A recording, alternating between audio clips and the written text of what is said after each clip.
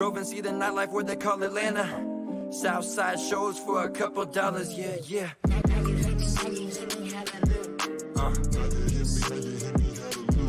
Yeah.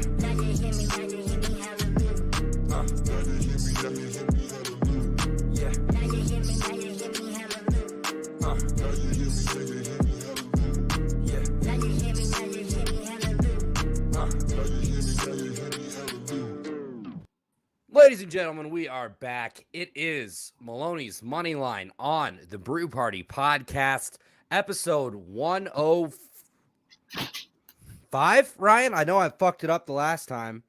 I always got to look. I should really know what episode of my own podcast it says. Yes, episode 105, Maloney's Money Line, Sweet 16 special on the Brew Party podcast, featuring the cutest gambler on the planet, Ryan Maloney. Ryan Maloney returns this week. Ryan, how you doing, buddy? I'm doing fantastic. It's been a great tournament so far. A lot of upsets, a lot of good games. We're ready for the Sweet 16. Absolutely. So there are 8 total Sweet 16 games. We have a pick or two for every one of them. Ryan and I are pretty similar as far as the games go. There are a couple that we're going to be going head to head on, though. So if you look at what we did in the first round, Ryan said it was a crazy first round with a bunch of upsets. I believe there were 10 upsets total in the first round. We have 4 double-digit seeds that are playing in the Sweet 16, 15-seeded St. Peter's, 11th-seeded Michigan, 11th-seeded Iowa State, and 10th-seeded Miami. I think that's all of them. We have 3 of the 1 seeds still alive. 2 of the 2 seeds have lost. This is March, baby. It's been incredible. So as far as our bets went in the first round, I am the leader in the clubhouse. I was 5-3 for our first 2 days of bets. Ryan, 3-4-1, essentially even there, but looking for better days here for the Sweet 16.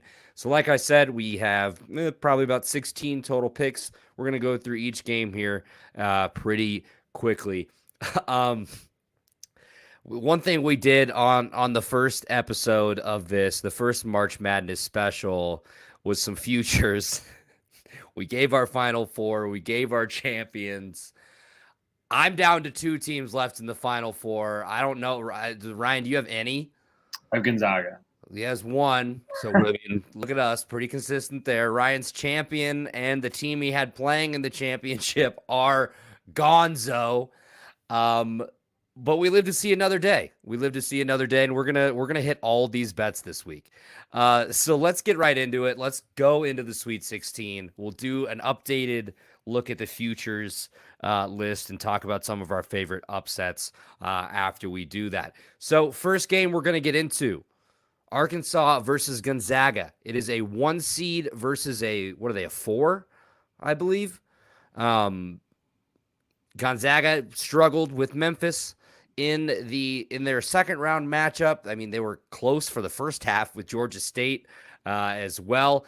And then you have Arkansas, who played a close game with Vermont, and then really, I don't want to say dominated New Mexico State because it was a close game, but they do end up winning that pretty handily in the second round for them.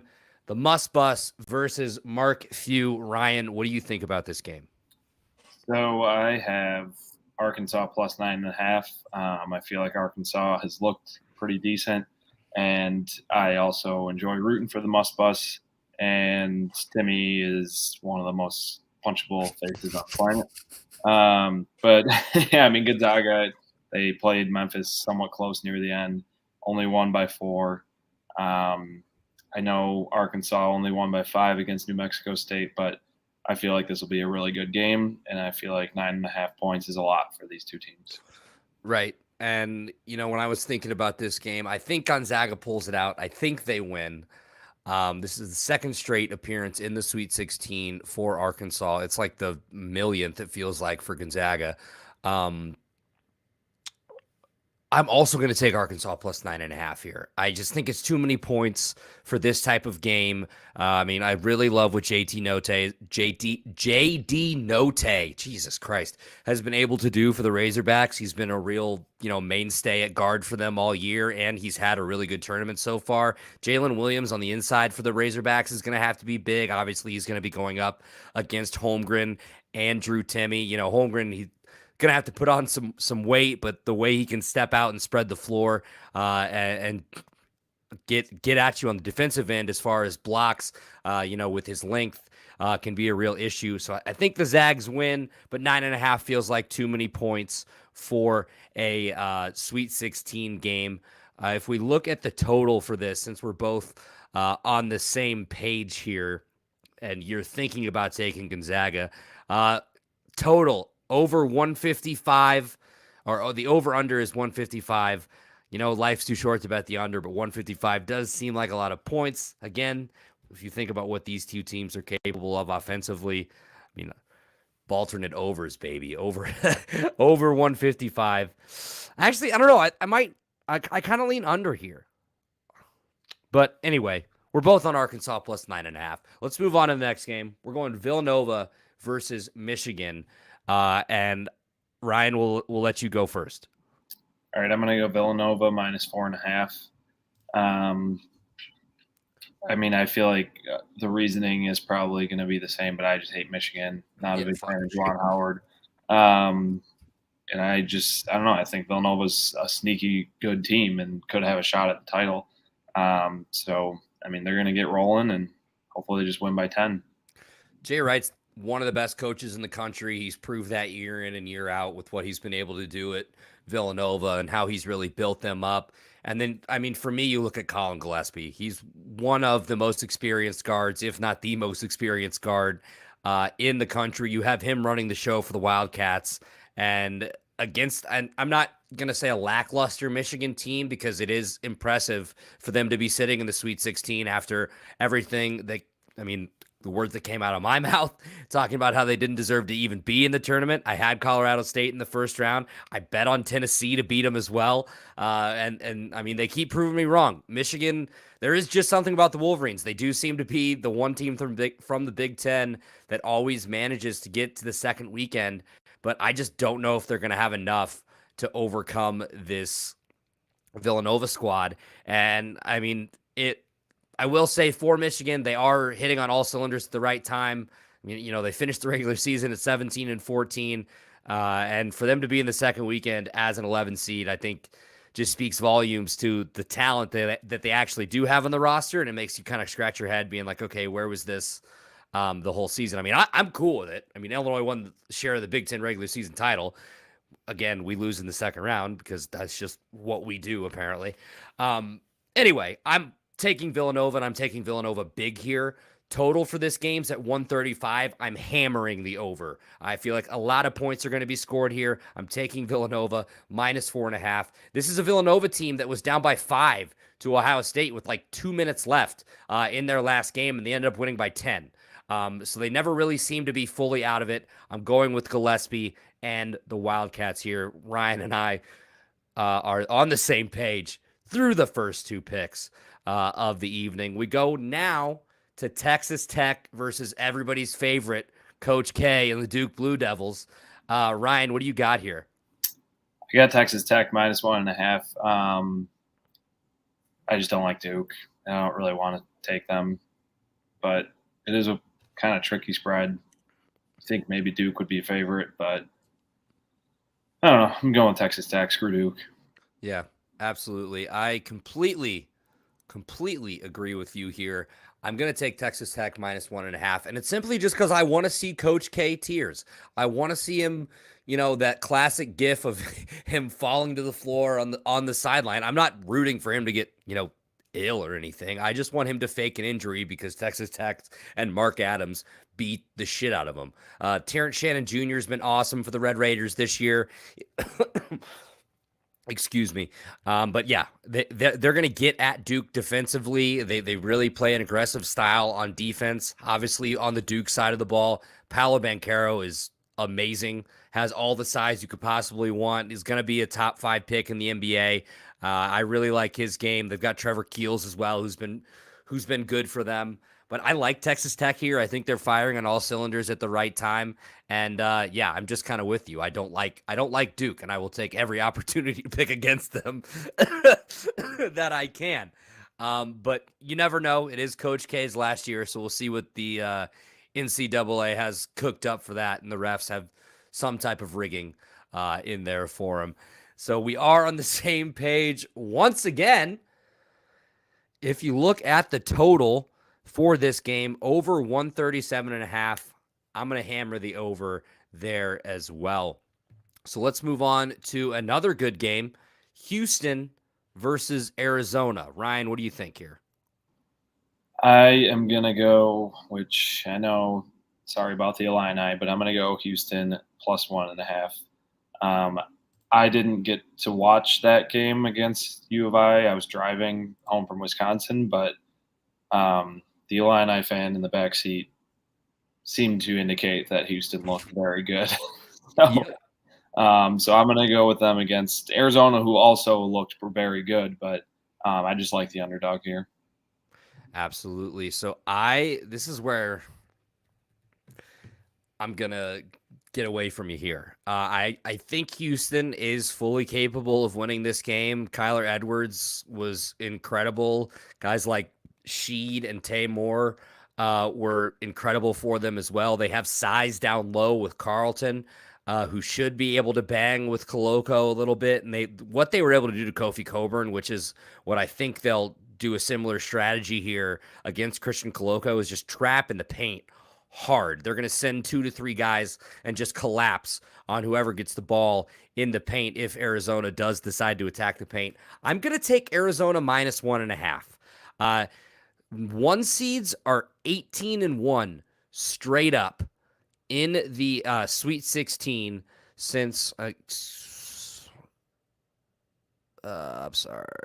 I had it here, Ryan. It's of course it's gone. Of course it's gone. Where they're 18-1. Okay. Since 2014. Number 1 seeds are 18-1 straight up in the Sweet 16 since 2014. And then we've got Gonzaga, Arizona, and Kansas left this year. That's a trend to watch. But I'm taking Arizona. They're the biggest team in the country as far as size. Benedict Mathurin, who I would love for the Bulls to somehow find a way to get, has been one of the best players in the country all year. He dropped 30 points against TCU. They've got Tabellis. They've got Kirk Risa, who's one of the best shooters in the country. Christian Koloko. They've got Bello, the Gonzaga transfer. I just love this Arizona team. I picked them to win the championship, and I don't really want to mess that up, what is left of my awful bracket. So I mean, Houston money line plus 100. I think that's what it's at right now, or even plus 1.5. I would not blame you for taking that at all. I'm going to go with Arizona here and give us a little bit of separation, so not all of our picks are exactly the same. So I'll go Arizona minus 1.5. And then there was one other thing. So the 1 seeds are 18-1 straight up. Only 1 5 seed has won in the Sweet 16 since 2015. That is what Houston is. They are a 5 seed. They did go to the Final Four last year, but I will remind you, they played all double-digit seeds on their way to the Final Four last year. Again, they did just beat Illinois, the 4 seed, and they looked really good while doing it. Kyler Edwards was awesome for them. Like I said earlier, Kyler Edwards, the Texas Tech transfer to Houston, who's just been killer from 3 in the tournament. But yes, I'm going Arizona. Ryan's going Houston. Our first head-to-head matchup in this on the episode. Looks like we've got a comment here. D-Bake. What up, D-Bake? Go check out Cage My IQ, one of the best MMA podcasts out there. He says, I think Houston is going to pull the upset. I wouldn't be surprised if they did. And, I do love upsets, so it would just completely wreck my bracket. But I gotta love chaos. So let's go to our next game. I'm all about the Cox, baby. It's St. Peter's. St. Peter's, the 15 seed versus Purdue, the mighty 3 seed. So St. Peter's is the second straight 15 seed to make the Sweet 16. We all know the incredible run by Max Asmus, Kevin O'Banner, and the Oral Roberts Golden Eagles last year, where they almost made it to the Elite Eight themselves, only lost to Arkansas by 2. So now we enter Doug Edert, Shaheen Holloway, and the St. Peter's Peacocks. Ryan's taking them plus 12.5. Ryan, tell me why. I love a good underdog. We know that. And what better underdog than the Peacocks? I mean, they knocked out my champion, so let's ride with the Peacocks. Let's absolutely ride with the Cox. And like I was saying with Arkansas, the plus 9.5, it feels like too many points. Here, what I'm concerned with is how does St. Peter's match up with guys like Zach Edey, who's just a giant, and Travion Williams, who's a force in the paint himself. No 15C has ever made it to the Elite Eight. They're looking to do something that has never been done before. I don't know what to think about this game, Ryan, but I'm going to ride. Let's go. Peacocks plus 12.5, just because you said it. They are the story of the tournament. Doug Edert has the best look in the tournament, and it's not even close with the hair and the stash. And he's not cocky about it like Drew Timmy's fucking stupid ass. Anyway, St. Peter's plus 12.5. I will ride with you on that, just out of solidarity with the Cox. And we have to have one team that you can make a sex joke about still left in the tournament at all times. So we'll go to our next game, Kansas versus Providence. What do you think here, Ryan? So I'm going to go Kansas minus 7.5 because I've been basically fading Providence the whole tournament, and it's bound to happen. So go Jayhawks. Yeah. So, I mean, Providence just always seems to play like super tight games. And Kansas is a team that I could absolutely see winning this whole tournament. But I'm gonna go the other way. I'm taking Providence plus 7.5 because I did the same thing as you. I faded in the first 2 rounds, so now I'm like, fuck, I gotta bet with them. They don't have an all Big East player. They just got a lot of really good guys. They're a transfer-laden team. You're talking about guys like Al Durham from Indiana. Will Bynum, the point guard, came over as well. Watson's really solid on the inside for them. And if you look at Kansas, it's Ochai Akbaji. I have no confidence that I said that correctly. Guys like Christian Braun, who can really shoot it from 3. Jalen Coleman lands on the Jayhawk roster, who signed with Illinois when like George Bush was still president, or maybe no, Obama was still in office. This is like his 7th year in college basketball. He's like our age, Ryan. He's still playing college basketball. Anyway, I won't be surprised if Kansas wins this one away, but Providence has played teams so close this year, and they've looked really good so far in the tournament. I'm going to take a flyer on them, plus 7.5 here. It's not minus 100, it's minus 110. Excuse me there. But yeah, so that is our thoughts on that game. Another head-to-head matchup for us. Now we go to North Carolina and UCLA. We got a blue blood matchup in the Sweet 16. This is a big one, and your pick kind of surprised me here, Ryan. Yeah, I don't know, because I do kind of like both of these teams. I mean, I've said it before when it comes to North Carolina and Duke, I lean towards North Carolina. Not that I'm a fan of them, but they are fun teams. I like their uniforms. I know it's a stupid way to pick games, but I mean, it's cool. I like their colors. They're fun teams to root for. But I'm going to go North Carolina plus 2.5. I don't know. I feel like North Carolina might win this game and go to the Elite Eight. So go Tar Heels. Sorry. Go Tar Heels, he says. So, yeah, I for one was shocked when you're checking the scores during the first weekend, you see North Carolina up by 25 on a one-seeded Baylor team, defending national champion Baylor team. Of course, they end up blowing that lead. That game goes to overtime. Say what you want about the refs, which they were atrocious in that game, and they've been pretty atrocious all tournament. I mean, they're college basketball refs. They're just atrocious at all times. But you can't just not score. You can't give up a 25-0 run. Credit North Carolina for coming out and winning that game. They're coming in with a lot of momentum. You know they're as confident as ever if they knocked off a 1 seed. But I think I like UCLA in this game. And it was kind of similar to what you were talking about fading Providence. I faded UCLA all year, and I've just didn't think they were that great. And every time that happened, they seem to prove me wrong every time. So I'm going to go against you again. I'm going UCLA -2.5 this time. And it's another game I could absolutely see the Tar Heels winning.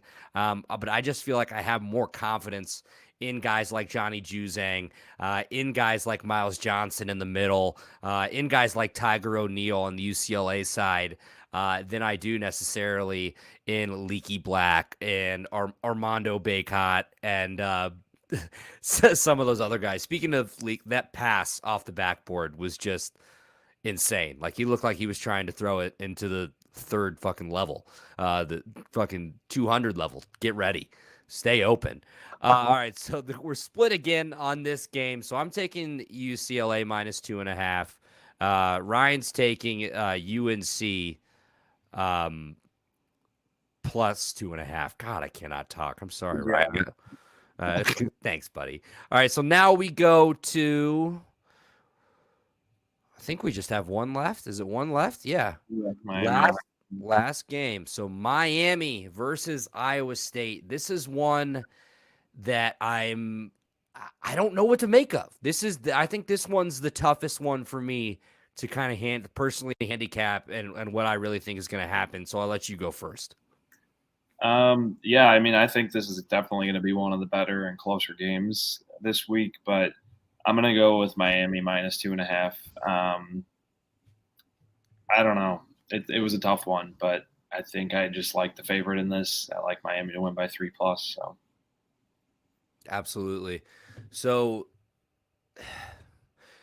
I was talking about Jalen Coleman-Lands being there for like 7 years. Charlie Moore, Miami's point guard, Miami's his fourth different school. He played at Cal, Kansas, DePaul, and now Miami, obviously taking advantage of that COVID year. I talked about Colin Gillespie being really experienced. Charlie Moore is super, super experienced, very talented point guard for Jim Larinaga and the Hurricanes. On the Iowa State guys, on the Iowa State side, they're just a team of transfers. They bring over Gabe Kalsher, who can just really shoot it from three. They bring him over from Minnesota. They bring over Isaiah Brockington from Penn State. And those guys have been really solid for them in the backcourt. I mean, we're talking about an Iowa State team that won 2 games last year. 2 games, which has been pretty insane. What? Miami -2, 12? Do you, my buddy Red Rasmus, David Marriott Jr., co-host of the Edging the Truth podcast, checking in. I don't know if he knows what we mean. Love you guys. Glad I could catch you live today. Thanks, buddy. Glad you could be here. We appreciate you tuning in. I think I like Miami -2.5. I'm going to ride with you. On this. A couple stats about this game, though. A number 10 seed has not reached the Elite Eight since 2016. Miami's a 10. Iowa State's an 11. Miami's the lone 10 seed remaining in the 2022 tournament. They'll attempt to become the 9th 10 seed in history to advance to the Elite Eight. Syracuse was the last 10 seed to do it in 2016 and went on to appear in the Final Four that year. An 11 seed. 9 11 seeds have won in the Sweet 16. Michigan and Iowa State both defeated 3 seeds in the second round of the tournament to get here. UCLA was an 11 seed last year, went out of the first 4 all the way to the Final Four. Could we see another number 11 seed join them and make it the 10th 11 seed all time to make it that far? But here, also, Big Cat said Miami might be his game of the year. He's 3-0 on game of the years, and it's you you cannot fade a game of the year. It's just, especially one that's undefeated. So I'm going Miami -2.5. I mean, talk to me on Thursday or Friday though, because I might be able to convince. I love I'm addicted to plus signs, Ryan. And when I saw that Iowa State money line plus sign, it got me a little excited. But I think this will be one of the better games in the tournament, and truly the one I was most up in the air about.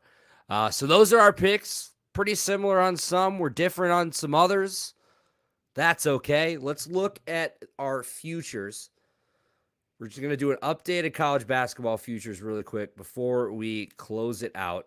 So Ryan, at the start of the tournament, had Kentucky. They're gone. He had Kentucky versus Tennessee. That's done.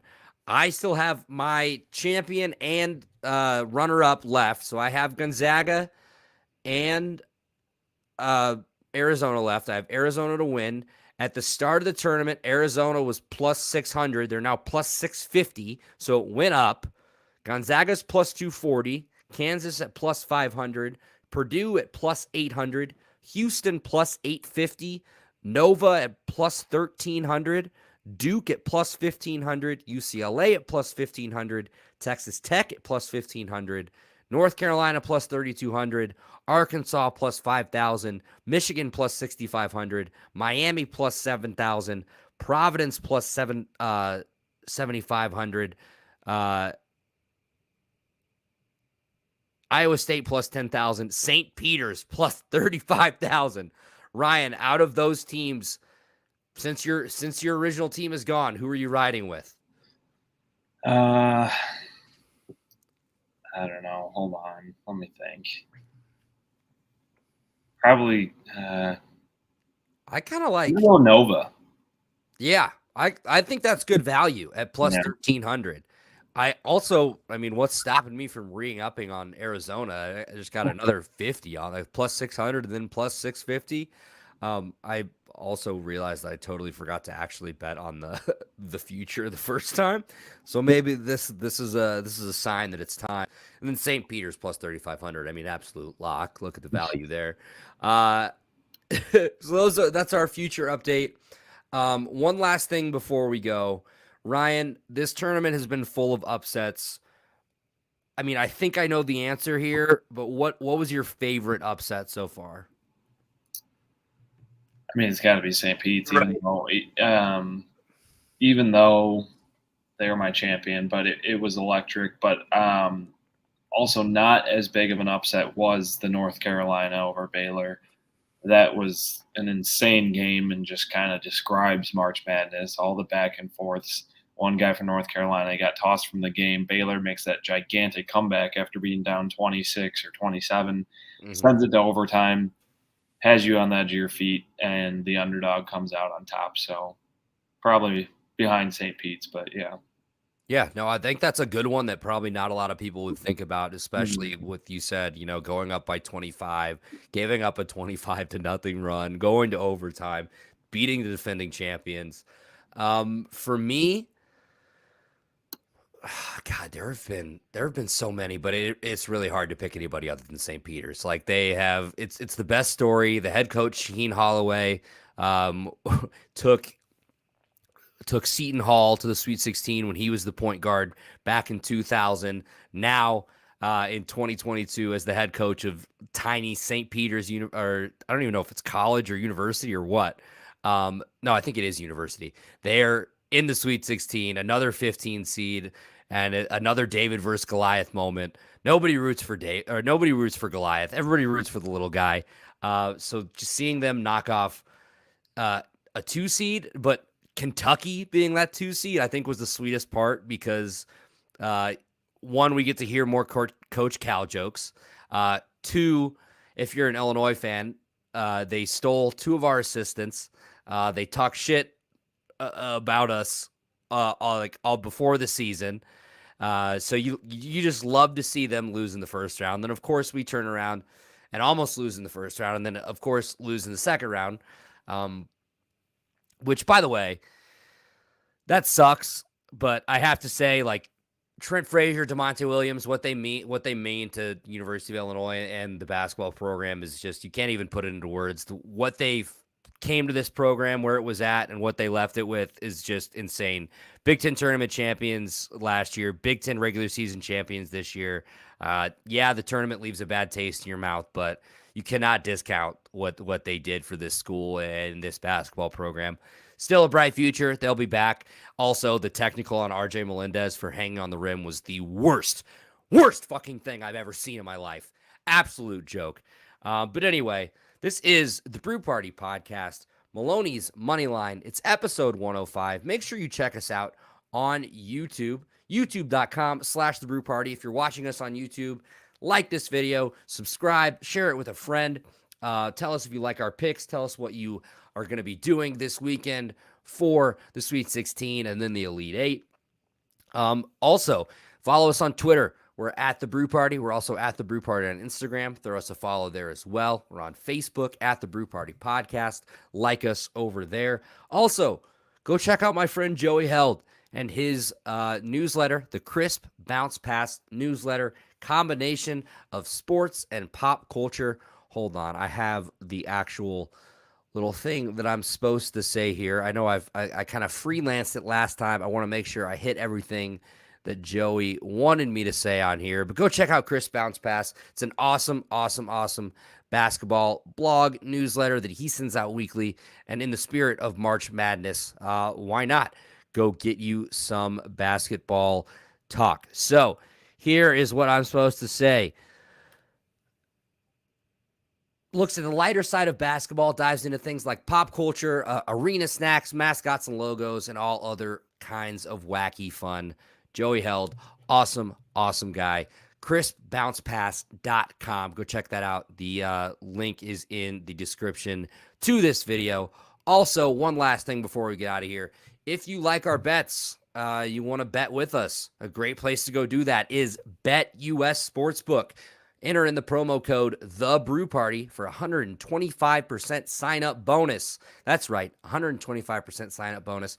BetUS has been, they've been titans in the sports betting industry for almost 3 decades, paying out their customers quickly and with integrity. BetUS, you bet, you win, you get paid. They've got a racebook, they've got a casino, they've got live betting, they've got prop betting, they've got futures.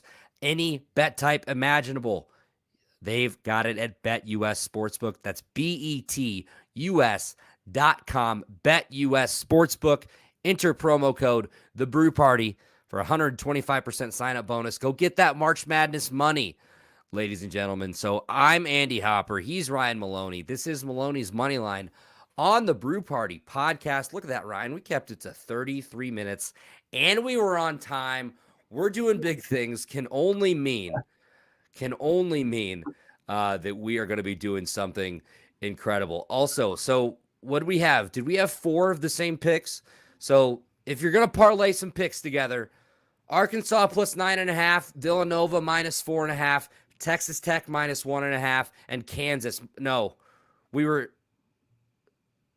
St. Peter's plus 12.5. So the first 4, because we were different on the Kansas and Providence game. So Nova minus 4.5, Arkansas plus 9.5, Texas Tech minus 1.5, and Houston plus. No, god damn it! Come on, Andy. Arkansas plus 9.5, Villanova minus 4.5, Texas Tech minus 1.5, and St. Peter's plus 12.5. Put those 4 together. I'll put it out on the graphic and figure out what the odds are. Anyway, Brew Party Podcast. One more comment before we get out of here. Fun time today, guys. I enjoyed it. We enjoyed it too. We enjoyed you being here. Thanks, Red. Thank you, Ryan. I'm Andy. Like, subscribe. Find us wherever you get your podcasts. Subscribe on YouTube. Brew Party Podcast. All right, let's win all our bets. Sweet 16. Yay!